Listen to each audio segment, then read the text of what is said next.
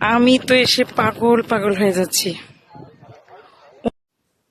আসসালামু আলাইকুম।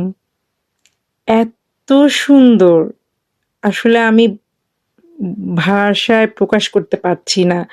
ভিডিওতে যতটা সুন্দর লাগছে সরাসরি এর চেয়ে বহু গুণে সুন্দর। মহান আল্লাহ তাআলার এমন সৃষ্টি চোখ জুড়ে যাবে আসলে। যারা আয়ারল্যান্ডের ডাবলিনে আছেন বা আয়ারল্যান্ডে আছেন এখনো পর্যন্ত এই জায়গাটিতে আসেননি, অবশ্যই পুরাতন যারা আছেন তারা তো আসছেন।